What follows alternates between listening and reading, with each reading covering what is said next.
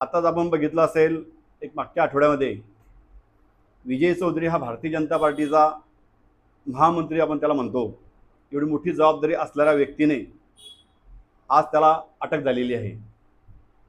अटक का झाली तर जनता रस्त्यावर उतरली म्हणून अटक झाली। भारतीय जनता पार्टीचा खरा चेहरा या ठिकाणी जनतेसमोर आलेला आहे।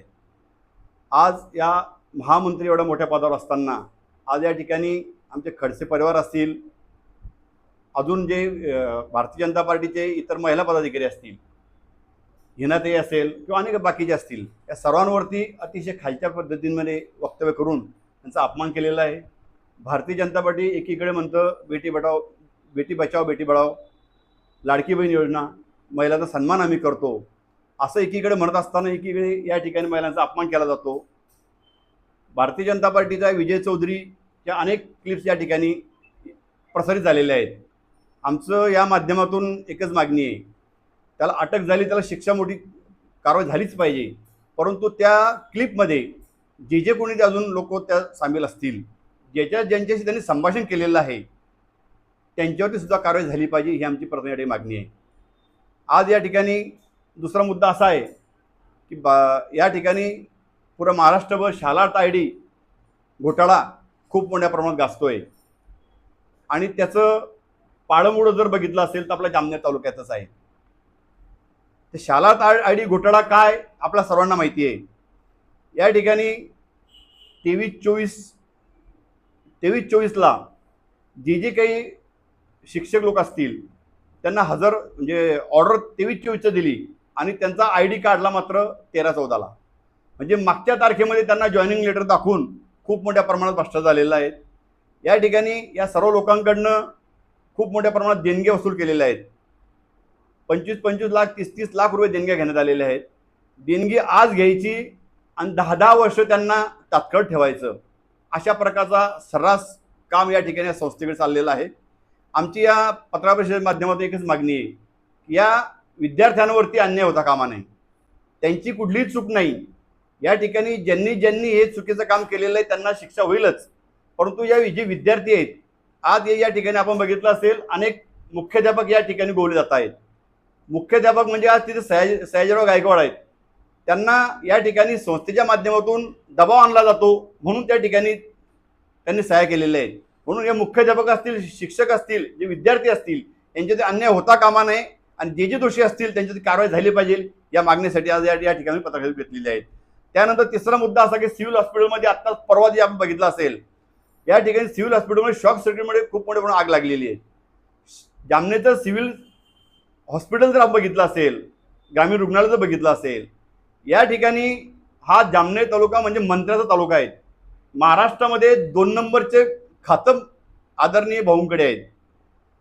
अनेक वेळा आम्ही या पत्रकार परिषदेच्या माध्यमातून या ग्रामीण रुग्णालयाबाबतीत समस्या मांडलेल्या आहेत, पण या ठिकाणी या ग्रामीण रुग्णालयामध्ये कुठल्याही प्रकारच्या समस्या म्हणजे कुठल्याही प्रकारची सुविधा नाही। काय परिस्थिती त्या ग्रामीण रुग्णालयाची? आज त्या ठिकाणी आग लागल्यानंतर फायर सेफ्टीची मुदत संपलेली आहे। फायर सेफ्टीसाठी लागणारा जे हौद असतो, तो पाणी असतो, पाण्याचा हौद, तो पाण्याचा हौद या ठिकाणी लीक आहे, तर पाणी ते भरू शकत नाही। इतकी दयनीय अवस्था आज या ठिकाणी गरिबांचे लोक त्या ठिकाणी गरीब लोक त्या ठिकाणी ऍडमिट होतात, त्यांच्या जीवाला खूप मोठा प्रमाणात धोका आहे। असं असताना या ठिकाणी दवाखान्याचं खूप मोठं आमचं काम आहे। आज ते काय शब्द असतो त्यांचा, तो आरोग्यदूतच्या नावाखाली खूप मोठं काम आहे असं आमचं सांगितलं जातं, मोठे मोठे गवगवा केला जातो। पण हे आरोग्यदूत आहे का? ही आरोग्याची सेवा आहे का? गरिबांकडे जाणीवपूर्वक दुर्लक्ष करायचं, जामनेर तालुक्याची जी वैद्यकीय सेवा आहे त्याच्याकडे जाणीवपूर्वक दुर्लक्ष करायचं आणि मोठ्या मोठ्या गोष्टी करायच्या, हे त्यांनी थांबावं आणि जामनेर तालुक्याचं ग्रामीण रुग्णालय सुसज्ज असं या ठिकाणी उभं करावं, हेच या पत्रकार त्यांना विनंती करतो। जामनेर नगरपालिकेच्या बाबतीमध्ये एक अशी मोठी समस्या आलेली आहे की जामनेर नगरपालिका हद्दीमध्ये खूप मोठ्या प्रमाणात वृक्षतोड या ठिकाणी झालेली आहे।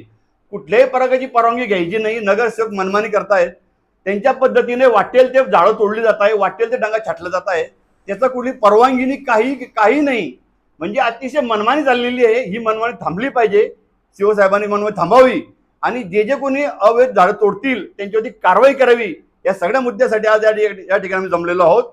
यानंतर आमचे नेते आदरणीय दिलीपदा खोडके सर आपल्याला पत्रकारांना खालच्या पातळीवरची भाषा वापरलेली, म्हणजे एकीकडे म्हणायचं महिलांचा सन्मान करा आणि महिलांचा अपमान यांनीच करायचा, आणि हे होत असताना ते ज्यांच्याशी बोलताय त्यांनी त्यांना रोखण्याची प्रोत्साहनच दिलेलं आहे. म्हणजे आज विजय चौधरी हा फक्त अटक झालेला एक आहे, परंतु असं सगळ्याच गोष्टींवर त्याला ज्यांनी प्रोत्साहन दिलं त्या सगळ्यांवर कारवाई व्हायलाच पाहिजे अशी आमची मागणी आहे. आणि आम्ही त्याच्या या क्लिपद्वारे त्याने जे महिलांचा अपमान केलेला आहे त्याचा निषेध करतो. दुसरा विषय आला Shalarth I D. Shalarth I डीचा विषय अनेक दिवसापासून गाजतोय आणि मागे आपण ऐकली असेल की आपले मंत्री महोदयच म्हणाले की फार मोठा स्कॅन्डल आहे म्हणून. मग स्कॅन्डल आहे, मग मलाही थोडंसं वाटलं की स्कॅन्डल आहे तर काय स्कॅन्डल आहे पाहू तर खरी. तर तपास केला असता, खरोखरच माहिती घेतली असता याचा आवाका खूप मोठा आहे आणि याच्यामध्ये अनेक जण अटकलेले आणि अनेक जण भरडले गेलेले. याच्यापूर्वी जर कधी आपण पाहिलं शेंदुर्णीमध्ये काही उमेदवारांना लावण्याचं आश्वासन देऊन त्यांचे पैसे पतपेढीमध्ये ठेवायला लावलेले. ते पैसे वर्षानुवर्षे त्यांच्याचकडे लागले, पैसेही परत भेटले नाही, नोकरी लागली नाही. इथपर्यंत ठीक होतं की निदान ते पैसे पतपेढीमध्ये होते, नोकरी लागण्याची काहीतरी अपेक्षा तरी होते. परंतु हा जो बोगस शालार्थ आय डी घोटाळा आहे हा तर म्हणजे विचार करायला लावणाऱ्या विचाराच्या पलीकडचा आहे. म्हणजे कोणत्याही प्रकारची मंजुरी, ज्याला आपण अप्रुव्हल म्हणतो, ते अप्रुव्हल न घेता मागच्या तारखांमध्ये त्यांना नोकरीला लावून घेतलेलं दाखवलं आहे आणि तो काही वर्षांचा पगार फरकासह त्यांनी ठेवून घेतलेला आहे आणि लावण्यासाठी सुद्धा लाखो रुपयांचे देणग्या घेतलेल्या आहेत. असा हा अब्जावधी रुपयाचा घोटाळा झालेला आहे आणि त्याच्यामुळे हे जे लागलेले उमेदवार आहेत त्यांचं भवितव्यच आज अंतरी आलेलं आहे. म्हणजे त्यांनी जायचं कुठे करायचं काय असा प्रश्न पडलेला आहे. म्हणून त्या लोकांना न्याय मिळण्यासाठी या पूर्ण प्रकरणाचे पाळंमुळं खोदलेच जायला पाहिजे आणि म्हणूनच आपण त्या दृष्टीने हा प्रयत्न व्हायलाच पाहिजे, ती चौकशी व्हायलाच पाहिजे. दुसरीकडे म्हणजे त्यांनी प्रचंड प्रमाणामध्ये म्हणजे 177 शिक्षक मिळतात. तर महाराष्ट्रात सगळ्यात जास्ती शिक्षक आणि कर्मचारी आपल्याच जामनेरमध्ये शेंदुर्णी संस्थेमध्येच भरले गेलेले आहेत आणि हे तर लावलेले आहेच. परंतु त्याचबरोबर त्यांनी, मी माहिती घेतली असता असं ऐकायला भेटलं की काही लोक दुसरीकडे नोकरीला असून सुद्धा त्यांना इकडे ऑर्डर दिलेली, आपल्या कुटुंबातल्या लोकांना सुद्धा त्यांनी ऑर्डर देऊन लावून घेतलेली आणि हा सगळा घोटाळा करून त्या शिक्षकांचं भवितव्य त्यांनी अंधारामध्ये टाकलेलं आहे. त्याच्यामुळे या घोटाळ्यामध्ये जे आरोपी असतील त्या आरोपींना संपूर्ण सखोल चौकशी करून शिक्षा मिळालाच पाहिजे. आणि आता जर कधी आपण येता जाता पाहिलं असेल तर संस्थेमध्ये प्रचंड बांधकाम चालू आहे शेंदुर्णीला. मग या बांधकामासाठी येणारा पैसा कुठून आला, कोण देणगीदार आहेत याची माहिती त्यांनी घ्यायला पाहिजे आणि ती माहिती घेऊन आपण जर पाहिलं तर आपल्याला त्याच्यामधून सुद्धा बऱ्यापैकी माहिती मिळून जाईल. ते बांधकाम यांनी स्वतःसुद्धा बऱ्याच मालमत्ता खरेदी केलेल्या आहे. त्या खरेदी केलेल्या मालमत्तांना कुठून पैसे आले हे सुद्धा कळायला पाहिजे. आता मी मध्यंतरी 2 विषय चांगल्या पद्धतीचे ऐकले जे शिक्षकांशी संबंधित आहे. एक म्हणजे शालेय पोषणाहार ठराविकच लोक सांभाळता आणि काय काळगोरं करता हे कोणालाच कळत नाही. त्याचं सुद्धा चौकशी झाली तर त्याच्यात मोठा भ्रष्टाचार बाहेर येईल. आणि अजून दुसरा जर विचार केला तर शिक्षकांच्या प्रतिनियुक्ती केलेल्या, म्हणजे त्यांचं हेडक्वार्टर असेल दुसरंच गाव, दुसरीच शाळा आणि ते ड्युटी करतात दुसऱ्याच शाळेवर.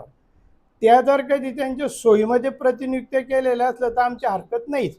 परंतु माझं म्हणणे प्रतिनियुक्ती रद्द करून त्यांना नियमित बदली करून द्यावी. त्याचं कारण असं आहे की तो समजा जर कधी वाकोदला द्यायची ऑर्डर असेल आणि तो जर कधी प्रवास करायला येत असेल, रस्त्याने त्याचं काही कमी जास्तीत झालं तर त्याला जबाबदार, कारण ते काही बदल्या अधिकृत नाही. म्हणून त्याच्यासाठी ह्या ज्या प्रतिनियुक्त्या केलेल्या आहेत ह्या शिक्षकांना कदाचित धोक्याच्या ठरू शकता. म्हणून त्यांना जर सोयीस्कर नसेल तर त्या नियमित करण्यात याव्या अशी आमची मागणी आहे. आणि ह्या मागणीबरोबरच सगळ्यात महत्त्वाची मागणी शालार्थ आय डी घोटाळ्यामधल्या सगळ्यांना पूर्ण तपास करून त्यांना शिक्षा व्हायलाच पाहिजे आणि ह्या ज्या लागलेले उमेदवार आहे त्यांना न्याय मिळालाच पाहिजे. तर अशा पद्धतीने आपण या शालार्थ घोटाळ्याबद्दल सुद्धा तेवढंच गांभीर्याने विचार केला जावा अशी आमची मागणी आहे. मागे तुम्ही ऐकलं होतं की संघटित गुन्हेगारी असल्यामुळे मकोका लावणारे म्हणून, उलट तो लावायलाच पाहिजे, म्हणजे सगळ्या गोष्टी तरी बाहेर येतील.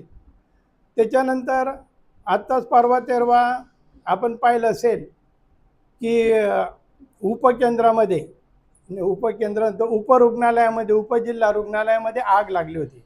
जर त्याचा आपण पाहिलं, मागे आम्ही बऱ्याचदा त्याच्याबद्दल बोललेलो आहे की राज्यस्तरावर आरोग्य दूत म्हणून घेणारे आमच्या भाऊंनी ते तिकडे जाऊन तिकडे लक्ष देण्यापेक्षा, तिकडे जाण्यापेक्षा आपल्या तालुक्यातल्याच जर आरोग्य सेवा सुधारल्या तरीसुद्धा त्यांचे मतदार त्यांना धन्यवाद देतील.